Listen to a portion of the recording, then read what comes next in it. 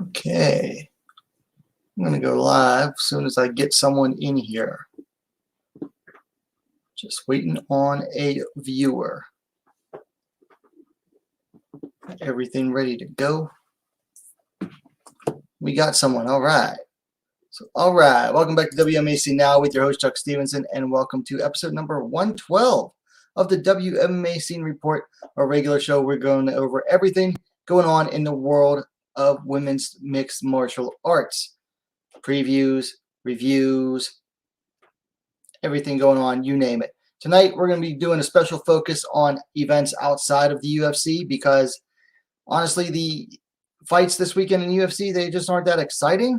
At least in my opinion, they're not that exciting in the UFC this weekend.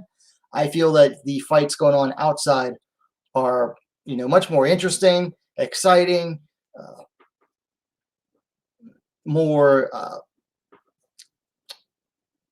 they have more consequences for those divisions that are outside the UFC. There's just a whole lot going on outside the UFC. So that's why I made the cover that I did and the title that I did, just because, a lot of people don't seem to realize that there is MMA outside the UFC, and the UFC isn't always putting on the best fights. They're not always putting on the best events. They're not always, signing the best, most exciting fighters. I mean, they are most of the time, but not all the time. And I feel like, a lot of the time these events go unheralded. Not on this channel. On this channel, we're always talking about stuff like this, but I just wanted to try to bring some extra attention to them this week. But first, let's start off where we always start off with the results. So first up, last Friday had AFC 17 in Korea, an atomweight bout. Chae In-young on the left-hand side there defeated Jae via unanimous decision. Jae she's just too slow. Like she's in her, I think she's like 35 now. Just too slow as a fighter to keep up now. I mean, that was her biggest problem in that fight. She was just getting outworked because she wasn't reacting well. Like the reaction time is not there. The speed's just not there. She lost to a younger fighter who, not technically as good as proficient as Jae, but In-young was just, younger, faster, getting her shots off a lot faster. So it's an interesting fight, if kind of sad watching someone, that's faded. Then over on the UFC, had 3 ladies bouts at strawweight. Ariana Conalosi defeated Estela Nunez via submission due to rear naked choke in the 3rd round. I already talked about these UFC fights at least twice now.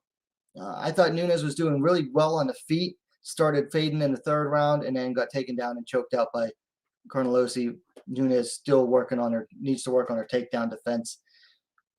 Conalosi, she's at this level where she's going to beat beginning UFC fighters, but that's probably her ceiling. Then up at flyweight, Luana Carolina there in the blue defeated Lupita Godinez, who moved up on, less than a week's notice, moved up in weight, just fought the week before, moved up in weight, short notice fight, just couldn't get it done against Luana Carolina for various reasons. Size definitely played a big factor, but also Carolina just kept Godinez from doing the things that she wanted to do. She couldn't get her flow going, and Godinez is very much a flow-oriented fighter, moving from one phase to the next, to the next, to the next, keeping that flow going, however you want to do it. Carolina just stopped Godinez from doing that, and she couldn't get her work done. So nice job there by Luana Carolina. But hey, props to Lupi Godinez. Took that fight on short notice. Took an L, didn't have to. I mean, her spot, it's not like she needed to do that to gain favor with the UFC. She probably will as a result of this, but she certainly didn't need to, but did it anyway. So, hey, not a steal on her. Then up on the main card at flyweight, Manon Fiorot defeated Maia Bueno Silva via decision in an absolute snorefest. I mean, Maia Bueno Silva, all she did was walk forward, eat punches, block at least half of them, eat a few, and then just shake her head, go. That was all Maia Bueno Silva offered in this entire fight. And then Manon basically just spammed the same 3-piece and a sidekick combo. That was the entire fight. What's hilarious though is there are people out there actually trying to like pass this off as like a good fight, and I've even heard people say that, oh, this is a great fight. It was a terrible fight. It wasn't even a fight. It was like a glorified sparring session where, the sparring partner was basically told, hey, don't really do too much. Just let them tee off on you. They're trying to recover. And, almost like a confidence gaining sparring session where like a fighter's coming off a loss and they need to get some confidence back. So the sparring partner just is basically there to get hit on a little bit. That's what this looked like. It's not a great fight. It wasn't even a good fight, honestly. It was lame. It was a lame duck of a fight. And anyone that tries to sell this as a great fight is A, pushing a narrative, and B, full of crap. That's all there is to it. They're trying to push a narrative because they're big time Manon fans, and they're really trying to push her as like the next big thing. She might be, but it's going to take more than, spamming the same combination over and over again against someone who isn't even trying to fight you. This was just a lame duck, is what that was. Then in the main event, man, there was 4 ladies bouts on the UFC last weekend. In the main event up at featherweight, Norma Dumont in the yellow there defeated Aspen Ladd via decision. It was Ladd's featherweight debut. Ladd, she just could not get going. Whereas, like, Maia Bueno Silva wasn't even trying to do anything. Ladd just couldn't get going for 3 rounds. Finally started getting going in the 4th, and then really took the 5th. Really took the 5th round. Dumont, her jab was money. Just her takedown defense was money. Really nice effort there by Norma Dumont. Ladd just could not get going in this fight. I don't know if it was the ring rust. I don't know if it was the physicality of Dumont. Ladd struggles against fighters who can match her physicality. Could have been several factors. I mean, the jab definitely played a big part because Ladd couldn't really come forward because Dumont would just pop that jab out. So, like I said, really nice job there by Norma Dumont. She's probably next in line for a title shot at featherweight. I mean, I think she has 3 straight wins now. If that's not enough to get you a title shot in the non-existent featherweight division, then I don't know what is. Oh, you know what? I'm supposed to be enlarging these. Sorry about that. Then at Bellator 268 in the flyweight division, Sumiko Inaba there in the pink defeated Randy Field via submission due to arm triangle choke in the 2nd round. Inaba remained undefeated, moving to 3-0. Field fell to 2-1 as a pro. So I just released a review on this fight a couple hours ago. Better late than never. Really impressed by what I've seen from Sumiko Inaba so far. She seems like she's going to be a legit prospect. Just very aggressive. She's hungry. Killer instinct. Every time I watch her, she's, improved.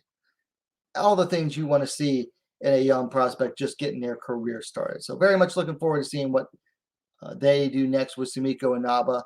Personally, I'd like to see her face off against Valerie Lareda, but that's just me. By the way, we got a few people watching. The chat is open. Then over Deep Tokyo Impact 2021, they had 2 different events with the same name on the same day. But first up, this was 49 kilograms, which is like 108 pounds, super atom weight basically. Moeri Suda there on the right defeated Ottawa Nagao via decision. I'll tell you what, so Moeri Suda there on the right, she started her off at 0-2, and she has since then won 3 straight with this bout, really turning her young career around. She's only like 17, 18. So is Ottawa Nagao, though, except Nagao started off doing really well, and now I think she's dropped 3 straight. So don't know what's going on with her, but she's just not doing so well. Then on the second event of the day, the second round of Deep Tokyo Impact 2021, another 49-kilogram bout. Ira Koga defeated Ero Takebayashi via decision. I haven't watched the full fight yet. It is up on YouTube, though. And from what I understand, Koga just out-wrestled Takebayashi. So I did see this one. Microweight bout, 97 pounds. Ayam Murakami, very slick, very fast grappling, defeated Yasuko Tamada via submission due to rear neck, armbar in the first round. Yasuko Tamada, she has, let me see how many fights she has so far. So Yasuko Tamada has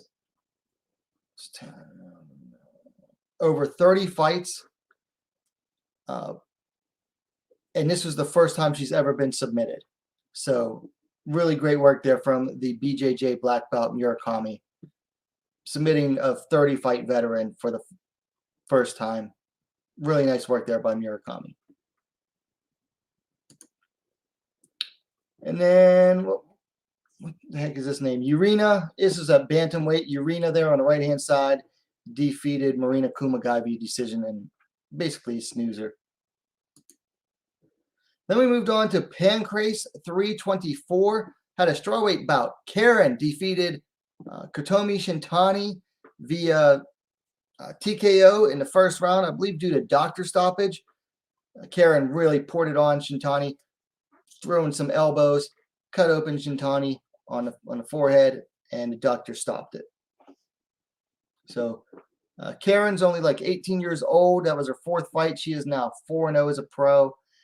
Bit of a step down in competition with Shintani, who is only 1-0 as a pro. But I really like what I see from Karen, who's just seems like a young prospect, like a really nice, good young prospect as well. Then up in one of the main events there, the interim flyweight Queen of Pancrase Championship was up for grabs. Takeo Hashi on the right there defeated Nori, Karen's teammate, via unanimous decision. I didn't get to see these because it wouldn't let me order the pay-per-view, but from what I understand, Nori did really well in the first round using her kicks, and then Hashi just outworked her for the next two rounds, specifically in the grappling department, or especially, I should say, in the grappling department, winning the decision and the interim championship at flyweight. And then I believe this is the last one. Yes, finally, Heat 49. Rin Nakai was back in a special rules bout against Maria Suzuki. From what I understand, it was like one round of kickboxing, the first round, which was like basically even, and then the second and third rounds were supposed to be MMA. It didn't get to the third round. Rin Nakai pounded Maria Suzuki out in the second round, the first MMA round. But because this was ruled an exhibition, it was basically ruled like a draw. Whatever. Rin Nakai has a lot of fans, so I'm sure they're all happy that she's back for now, at least. So anyway, that was it for this past weekend's results. Let's talk about the news for a little bit. So first up, Octagon Prime 4 goes down in the Czech Republic on November 11th. They booked a bantamweight bout. Cornelia Holm coming in at 4-4, taking on Priscilla De Souza coming in at 12-9. I'll tell you what, Holm at 4-4, she's a little better than her record suggests. She's just come up against some really tough young fighters there in Octagon lately at bantamweight, which I'll tell you what, Octagon there in the Czech Republic and Slovakia, they are really working on their bantamweight division. They're really growing it. And, this isn't the prettiest of fights, 4-4 versus 12-9. But you know what?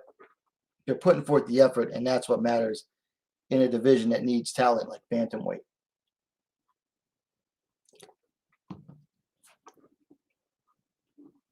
going to change this real quick here. Okay. Next up on the news, UFC has a fight night scheduled for November 13th.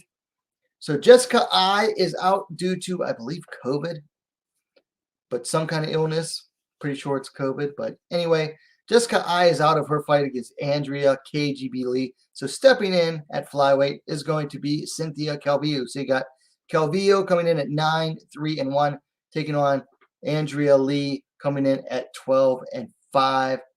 Very winnable fight for either of these ladies, depending on who imposes their game better. Lee needs a win here. She definitely needs a win. She hasn't been doing so well. Whereas Calvillo's coming off the loss to Jessica Andrade, really set her back. So she's looking to rebound as well. Should make for a good one.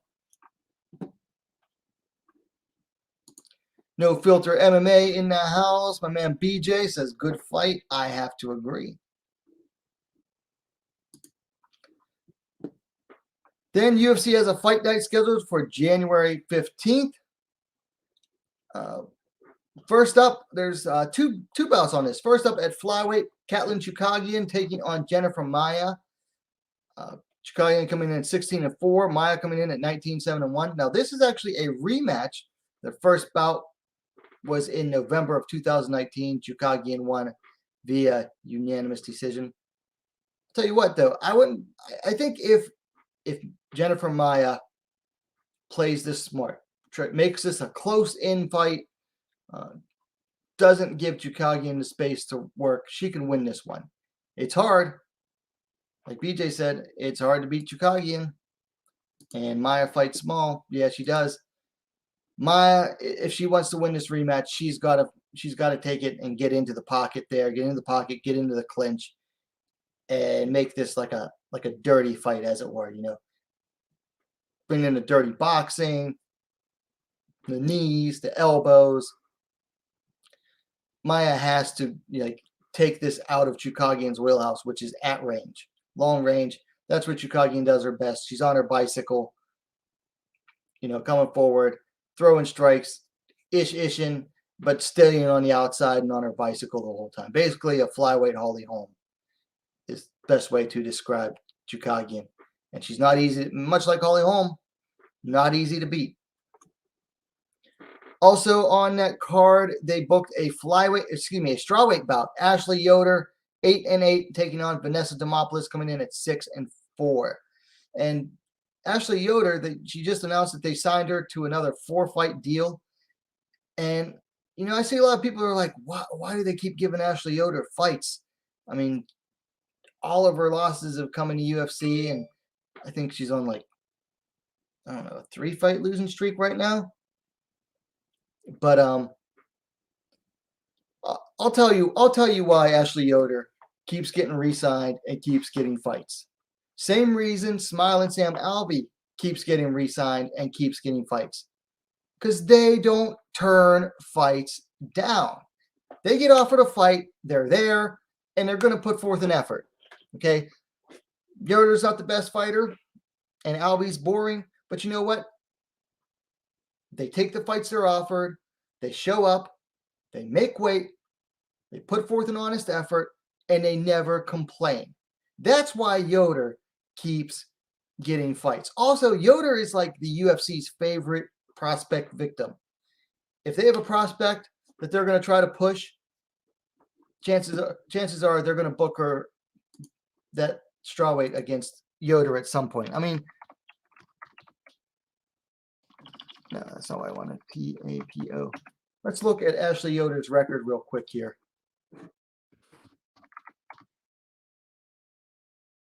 We'll talk about why. The Spider Monkey, 8-8. So let's look at some of Yoder's losses here. Mackenzie Dern, that was a split decision loss. That some people saw it going Yoder's way. Boom, that was a prospect they wanted to push. Who else?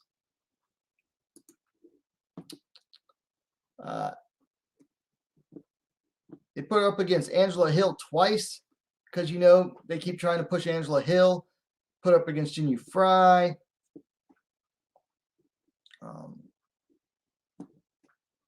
Yeah, they put her in there against some prospects. BJ thinks Yoder can turn it around. I hope so. I mean, I like Ashley Yoder. She's not the greatest fighter, but she's scrappy, and that makes for fun fights. Says they love Yoder. All Yoder needs is a little streak. Yeah, UFC likes Ashley Yoder because, like I said, she doesn't say no to fights. She shows up. She makes weight, puts forth an honest effort, and most importantly, she doesn't complain. So they're going to keep signing people like Yoder all the time. Also in the news, let's see, UKFC. So United Kingdom Fighting Championship 17 goes down November 27th in England. And they booked, I can't confirm if this is at bantamweight or flyweight, but they have Dakota Dacheva coming in at 2-0, taking on Ugalai Nasamova, who I believe is 2-4. And the reason I can't tell if it's bantam or flyweight, Dacheva has only fought at bantamweight, whereas Nasamova has mostly fought at flyweight. Most likely they're having Nasamova move up to flyweight. BJ says they love Lipsky too, yeah. Because Lipsky comes to scrap. Also, she's pretty. It helps. Then let's see. LFA 118 goes down November 12th in Burbank, California. They booked a flyweight bout between Dion Barbosa, coming in at 3-1, taking on Invicta veteran Flora Hani, coming in at 4-1. Flora Hani's must watch. And then the final bit of news I found for tonight, short news night. Armia Fight Night 11 goes down November 5th in Lodz, Poland. A bantamweight bout, Claudia Segula coming in at 2-1, taking on Zoya Litvinenko coming in at 0-1. So this is taking place in Lodz, and Claudia Segula is actually she's from Lodz, and she fights at Shark Top Team Lodz. You know who else is from Shark Top Team Lodz? Karolina Kowalkiewicz. Yep, she's one of Kowalkiewicz's training partners, so might keep an eye on that one. So that is it for the news. We're going to keep this rolling along here. We're going to move into some rankings updates. So first up, at Bellator, had some changes at flyweight. They moved Alejandra Lara down 1, moved Deanna Bennett up 1 spot. I mean, neither of these two fought last week, so it's kind of a weird move in that way. But it's also kind of rectifying things because Bennett did just beat Lara, so it's kind of like a late fix on these rankings, is what it seems like. Then in the UFC, I'm going to enlarge this real quick for you. Taking a look at strawweight. Marina Rodriguez moved up 2. Actually, I don't think these are changes from last week. These are from like the week before. Yeah, that's weird. They still had the week before's rankings for up as the changes of being recent. Anyway, down at bantamweight, they moved Pandy Kianzad up 1 spot from 14 to 13, moving Julia Avila down to 14. This is kind of a weird move, I think, because, you know, Kianzad doesn't have a fight booked coming up, but Avila does. And usually it's the person who has a fight coming up that gets moved up, not the person coming off of a fight. So that's an interesting move there. I don't have a problem with it. I just thought it was, you know, kind of weird because neither of them fought last week. So why are they making changes in the rankings? But also Avila has a fight coming up, and usually they're the ones that get moved up. So that is it for your ranking updates. So we're going to keep moving right along. Let's talk about the weekend preview. So like I said, we got a lot of fights going on outside the UFC, going all the way through to Wednesday with the PFL. But first up, I'm not going to go in depth on this one, but Fearless Woman MMA goes down tomorrow. in Rosarito, Mexico, and it is an all women's promotion. So we got an all women's event with multiple titles on the line. Now, some of these might be amateurs. I'm pretty sure all the prelims are amateurs, but it is both an pro and amateur promotion and event. But you got bantamweight title. Let me see. Pluma, I believe that is featherweight title, atomweight, strawweight, and I know Mosca is flyweight. So 1, 2, 3, 4, 5. 5 title fights on this card. Could be a long one. But anyway, if you want to check this out, and I recommend it, it is $4.99 to view the pay-per-view at teamhustlesports.com. Keep in mind, I know people are like, don't know any of these people, so I'm not going to pay for it. But also keep in mind, you are helping to support an all-women's promotion, all-women's event. So, and plus, it's less than what lunch at McDonald's is going to cost you. So keep that in mind as well. Keep that greasy nastiness out of your gut. Instead, spend that money on women's MMA.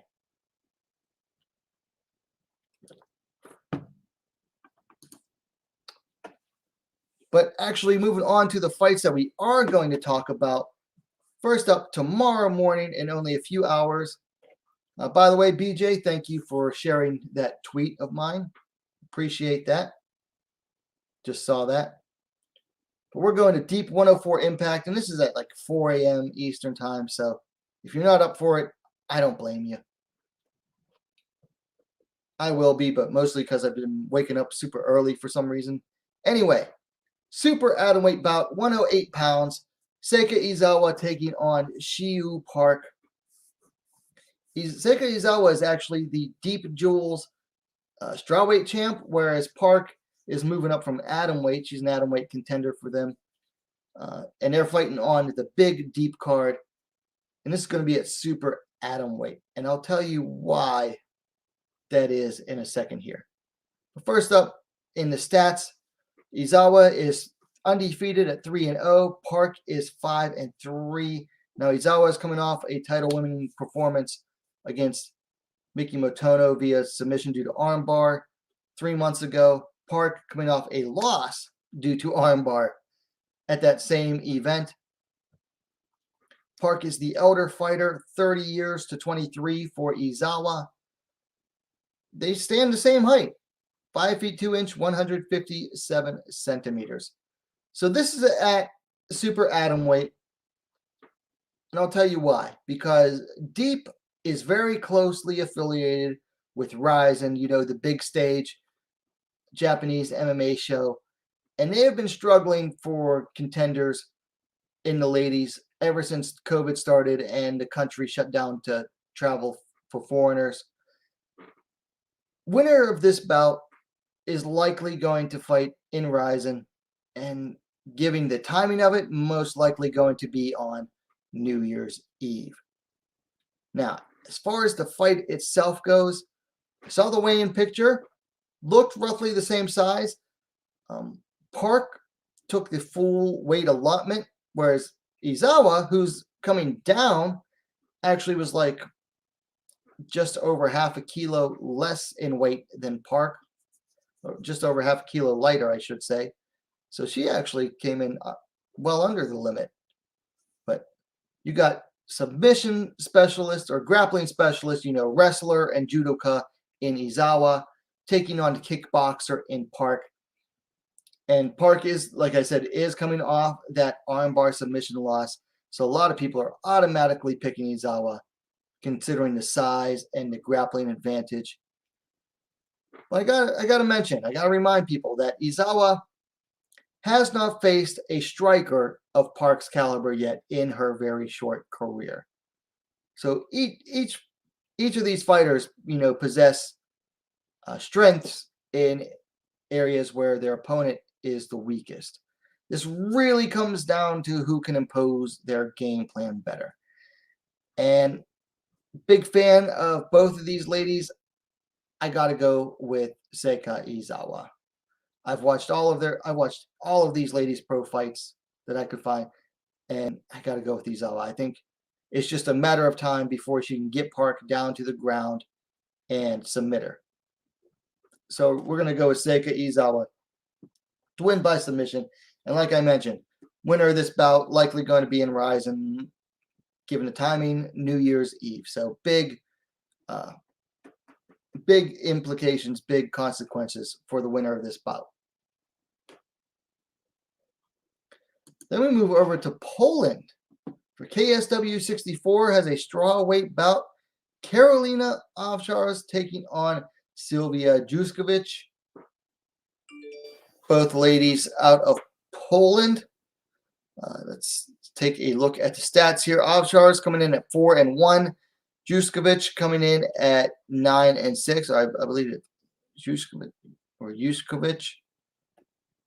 coming in at 9-6. Let's see. Ovcharz coming in off of a win 4 months ago in KSW via decision.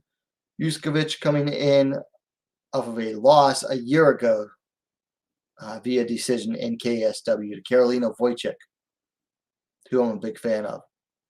Ovcharz, the less experienced fighter, is actually the elder by 1 year, 28 to 27 for Juszkiewicz. Ovcharz will be taller, 5'6", 168 centimeters, to Juszkiewicz's 5'3", 160 centimeters, and Ovcharz will have a nice reach advantage as well, 66.9 inches, 170 centimeters, to 61.8 inch, 157 centimeters for Juszkiewicz. I'm going with Karolina Ovcharz. She has a big disadvantage as far as experience goes, but she has shown a lot more promise than Juszkiewicz, who just seems like, I mean, she's only 27 and already has basically like a journeyman's record.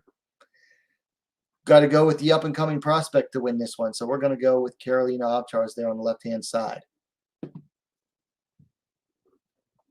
And KSW, let me see, how can we watch this? I'm not sure, but check out KSW's social media if you want to get details on how to watch this event, which is headlined by the biggest fight ever in terms of mass, just about. You got former world strongest man Mariusz Pudzianowski taking on Bombardier, the Senegalese wrestler, who's like 325 pounds, something like that. Good Lord. Anyway, moving over to Bellator 269, which starts at noon Eastern time tomorrow. There's 2 ladies bouts on the card. They're in Russia, so we got some Russian ladies fighting. First up, we have Irina Alekseeva coming in at 3-1, taking on Stephanie Page coming in at 5-2. Now, the Russian Ronda Alekseeva is coming on off of her first pro loss to Lilia Kazak about a year and 9 months ago. Page just fought 3 months ago, losing a split decision in Hexagon in her native France. Page is the elder fighter, 33-31 for Alekseeva. Looks like Alekseeva is going to have a nice height advantage here. 5 feet 8 inch, 173 centimeters to 5'4", 163 centimeters for Page. You know, I've seen a couple of Page's fights, and I just can't find anything to really be impressed by. And neither of these 2 ladies have the greatest of records, but especially because most of their wins are against like cans with losing records. I'm going to go with Alekseeva, though. I mean, she has the home soil advantage, so I'm going to give that to her. We're going to go with Irina Alekseeva. Then I believe this is also at flyweight. Okay, so Alekseeva versus Page is at a 130 catch weight. Then we have Darina Mazdiak taking on Katarzyna Sadura of Poland. The Red Queen, Mazdiak, coming in at 3-1.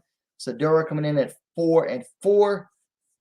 Mazdiak riding 3 straight wins since losing her pro debut. Most recently fought an official fight a little over 10 months ago, picking up a TKO due to referee stoppage. Whereas Sadura last fought a year and 10 months ago. So almost 2 years, coming off a loss to via arm triangle choke submission.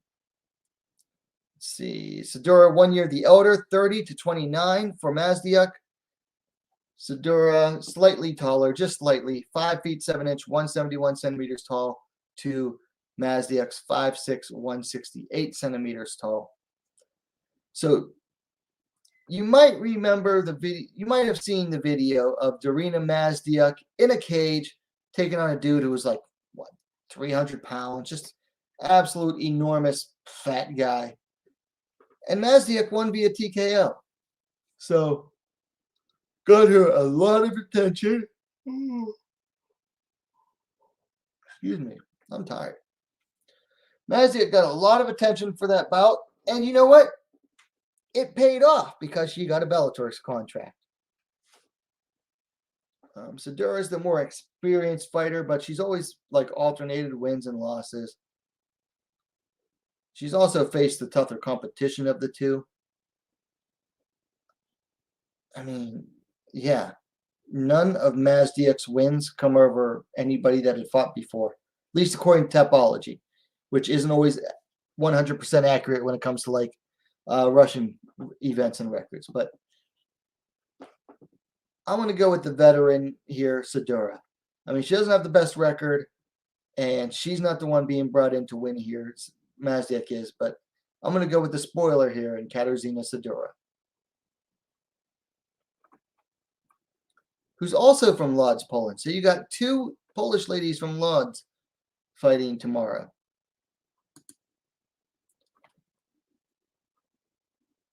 Then we move on to the UFC Fight Night, Costa versus Vettori.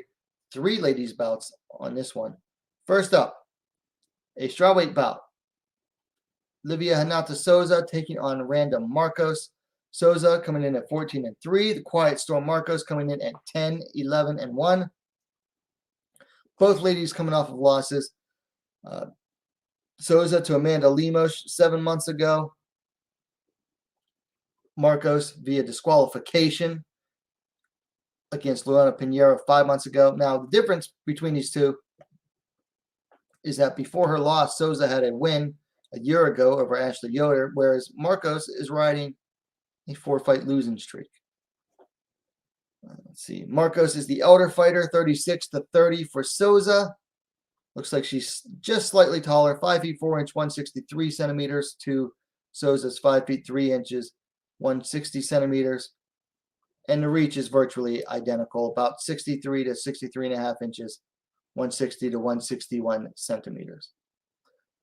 Do or die time for Randa Marcos. I mean, I don't see her remaining in the UFC if she loses this one. I also don't see her staying active as a fighter if she gets cut from the UFC. Because when you've been fighting for the UFC as long as she has, which is going on like 6 years now, 5-6 years, you get used to the money that you're making there, and no one else is going to offer it to her. So if Marcos loses this one, and I'm picking Souza to win, but I think Marcos likely retires off of this one, which it'll be sad to see her go because she's one of the OG UFC strawweights, dating all the way back to the Ultimate Fighter 20. Then we have another strawweight bout, Tabitha Ricci taking on Maria Oliveira.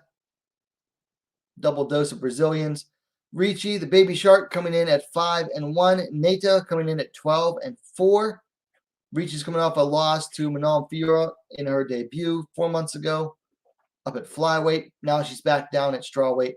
Oliveira riding 2 wins in here. Last fought 8 months ago, taking a win via TKO. See, Ricci's a little bit older, 26 to 24 years of Oliveira.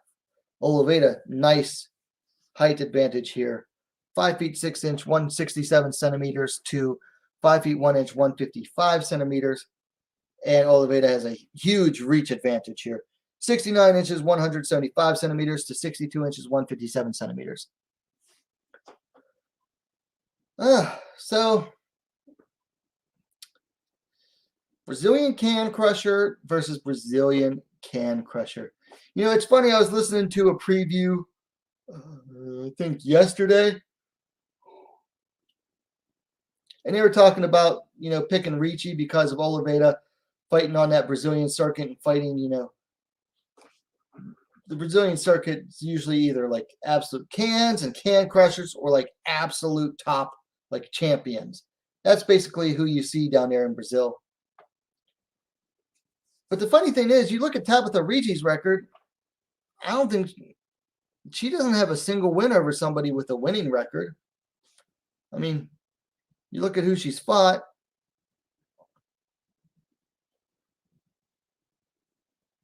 Made her debut way back in 2013 against a debutante. Second fight was 1-2-1 was her opponent.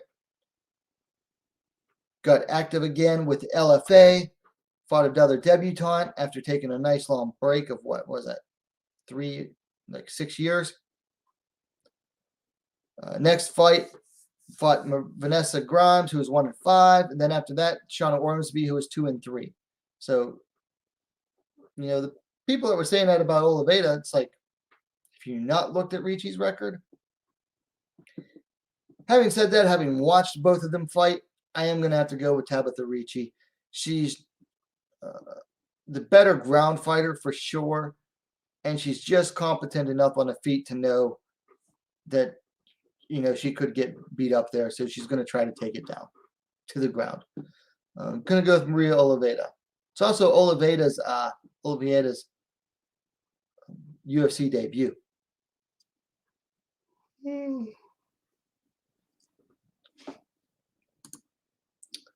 And then finally for UFC Fight Night, up at bantamweight on the main card, Jessica Rose Clark taking on Jocelyn Edwards.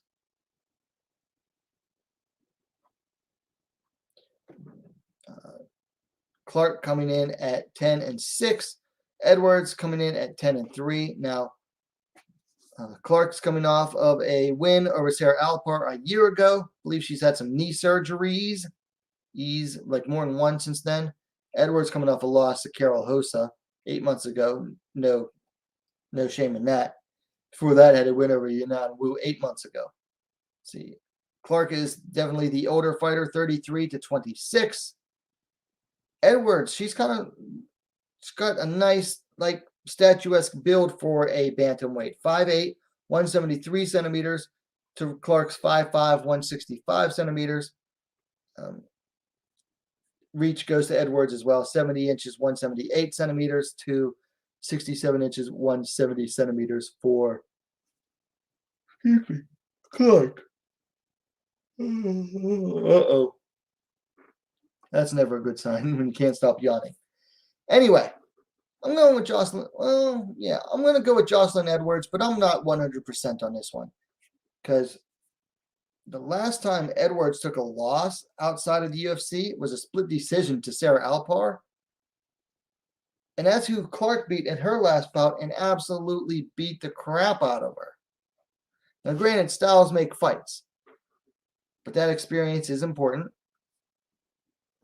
You know, Edwards, she's getting a lot of credit as being one of those fighters who you don't expect her to be as good as she is. And you watch her and you're like, is this girl that good or not? Just not really. Am I seeing things? But she's actually a decent prospect here. So I'm going to go with Jocelyn Edwards to win. Excuse me. But like I said, I'm like 60-40 on that one. We're like 55-45, so barely a majority there. So then Sunday, we've got RIZIN 31, and in the co-main event is a super atomweight 49-kilogram bout, which is basically 108 pounds. Kana Asakura, RIZIN mainstay, taking on deep microweight and deep jewels atomweight champion Saori Oshima. I'm very excited for this one because I like both of these fighters. I think that Oshima's going very underrated for good reasons, but still going in very underrated. Anyway, Asakura, much more experience, 18-5 to Oshima's 6-2. Asakura coming in off a loss from against Ayaka Hamasaki via split decision 6 months ago, or 6.5 months ago. The fact that Asakura got to a split decision against Hamasaki shows how much she's been improving, because Hamasaki submitted her the last time they fought. Pretty quickly as well, if I remember correctly. Anyway, Oshima's coming in off of successful tournament win for the Deep Jewels Atomweight Championship. She had to actually win 2 fights in a day for that one. Defeated Siu Park via armbar, and then Hikaru Ono via decision, and that was just little over 3 months ago. Oh, excuse me. Oh, sorry, guys. Anyway, Oshima, a little bit older, 26-24 for Asakura. Asakura is the taller fighter, 5'2", 158 centimeters. How often do you hear someone who's only 5'2" be called taller? To Oshima's 4'11", 149 centimeters. So Oshima's the underdog here, big underdog, rightfully so. Out of 232 community predictions on Tapology, 95% are saying Asakura by decision, surprisingly. Yeah, I got to go with Asakura, but do not count Saori Oshima out of here. Okay, she is getting very high praise from a lot of people, including RIZIN Super Atomweight champ and teammate Ayaka Hamasaki. Now, people are saying, well, that's her teammate. Of course, no. Hamasaki would not praise Oshima if she didn't think she deserved it. That's just not Hamasaki's style. Oshima is super aggressive with her ground game. She's willing to take punches to get into the inside. Once she gets on the inside, good luck staying on your feet, because she's going to try to do her best, absolute best, to get you down. And from there, she is. We're going to call this one the yawning stream. But yeah, so my pick is Asakura to win, but don't count Saori Oshima out entirely, just based on her size and inexperience, because she has been grappling her entire life pretty much through judo, and her husband's a judoka as well. So definitely check this one out. Also, if you're going to purchase this, and I'll put up a link to purchase it in a community post, but if you're going to purchase it, I'll send you there's a discount code as well to get you 5% off. It basically saves you $5 on this. Excuse me, to order the event. Anyway, Dana White's Contender Series is on Tuesday. I'm not going to go deep into this one, but Yan Chi-hee coming in at 11-3, taking on Karini. Killer Silva coming in at 13-4. Yan Chi-hee is one of the fighters coming out of the UFC Performance Institute in Shanghai. So definitely keep an eye on this bout. That's Tuesday night for Dana White's Contender Series. I haven't watched any of Silva's fights, and Yan Chi-hee fights are old. It's hard to know how much she's improved.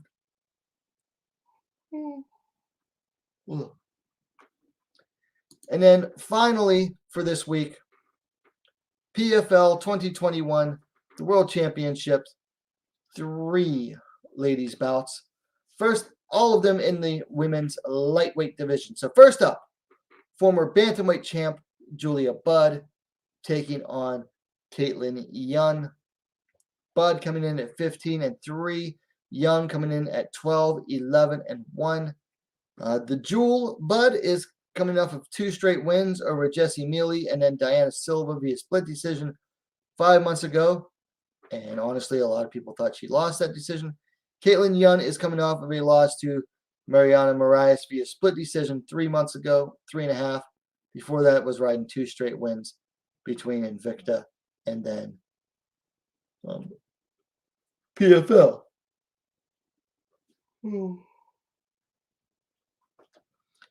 Anyway, neither fighter is, in their prime right now. Bud is 38. Young is 36. So, like I said, neither of them are exactly in their prime. But Caitlyn Young, slightly taller, 5'9", 176 centimeters to Bud's 5'8", 172 centimeters. Looks like the reach is identical, 69 inches, 175 centimeters. I'm going to go with Julia Budd.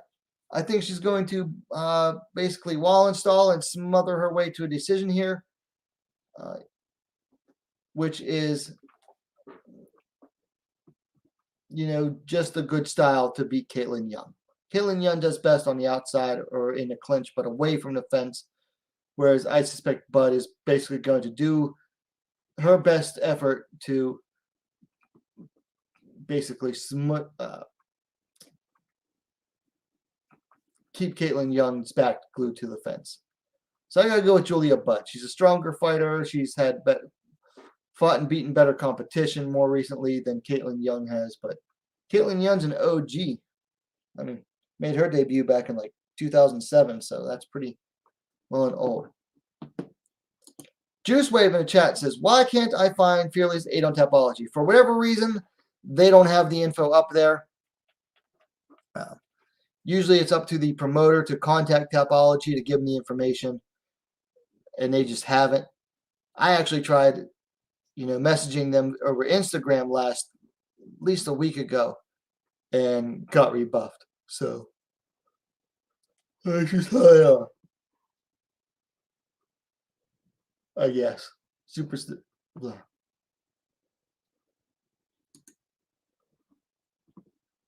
Anyway, next up, lightweight Clarissa Shields taking on Abigail Montez. Shields coming in at 1-0. Montez coming in at 2-0. Shields last fought 4 months ago, defeating Brittany Elkin via TKO. Montez fought 6 months ago in her second bout, winning via TKO as well. Shields is the elder fighter, 26-21 for Montez. Shields is taller, 5'8", 173 centimeters to 5'4", 163 centimeters for Montez. Surprisingly, though, Montez has 1 inch of reach on Shields, according to Tapology. 69-inch, 175 centimeters to 68-inch, 173 centimeters for Shields. So I started to watch Abby's only 2 fights. If she gets it to the ground, Shields is done. Like, she's much better on the ground and much more of a finisher than Brittany Elkin was, Shields' first opponent. Like, Brittany Elkin was, like, she took Shields down and held her there, but she practically held on for dear life because it's like she didn't know how to throw up a submission. I don't know. But if Montez gets Shields to the ground, it'll be over quick. But this is going to be a tough one for Montez. We all know what Shield is. 2-time Olympic gold medalist, 2-division world champion, blah, blah, blah. All those good boxing credentials. Montez is not going to want to stand and trade with her with the hands. So I'm going to go with Shields. And I'm not even a Clarissa Shields fan at all. So that tells you, how unbiased I can be to pick her to win anyway.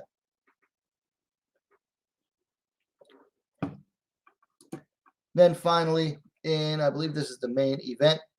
Yep. The lightweight championship, Kayla Harrison taking on Taylor Guardado.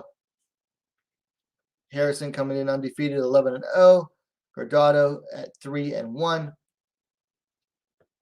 Let's see. Harrison's just a little bit older, 31 years to 30 for Guardado. Slightly taller for Kayla Harrison, 5'8", 173 centimeters to 5'6", 168 centimeters for Guardado. However, this is another one of those situations where the reach is reversed. 69-inch, 175 centimeters for Guardado to 66-inch, 168 centimeters to train. got to go with Kayla Harrison to win this one.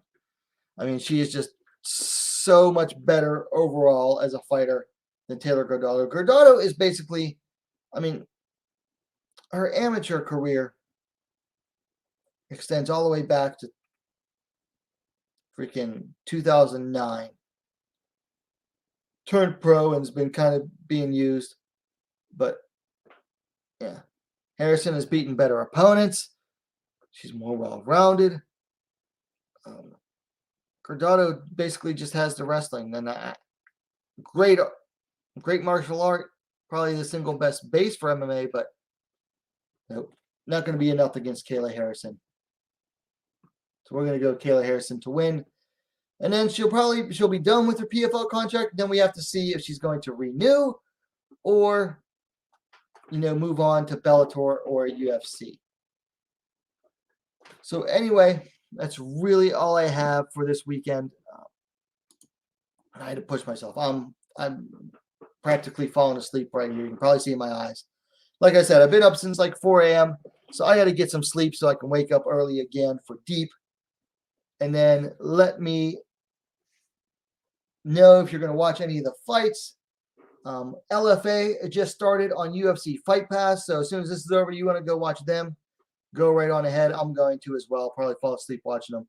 But in the meantime, if you're watching the replay of this, let me know your thoughts in the comments down below. If you're watching it live, any comments in the chat before I end.